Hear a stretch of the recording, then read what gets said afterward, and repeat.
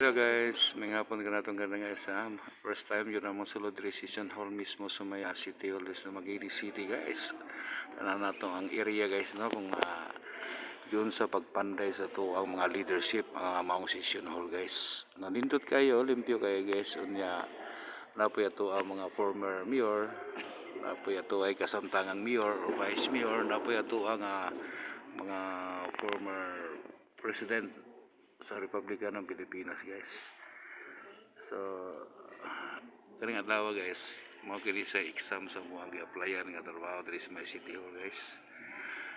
Guys nga matubag na mo mga pangutana kasi crisis kay ron panahon na guys. So ang taon guys unta na painit ni mong kalagubo.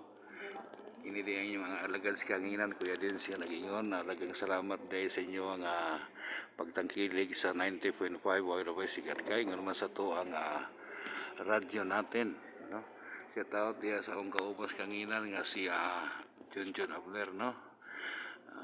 Partner, kumusta naman ka? Gablag rin akong kadiri sa may bibingka sa may linugan.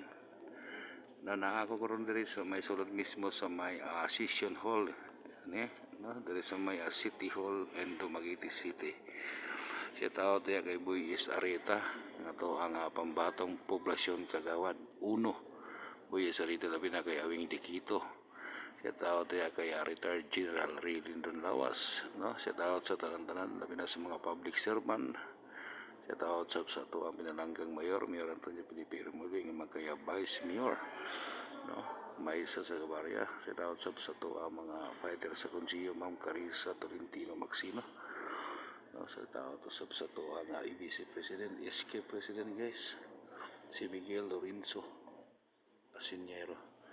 No, siya tawag sa tanan-tanan na sa mga kaubang karon nga nag-schedule sa mga interview guys, ngayong hapon ka natong tanan.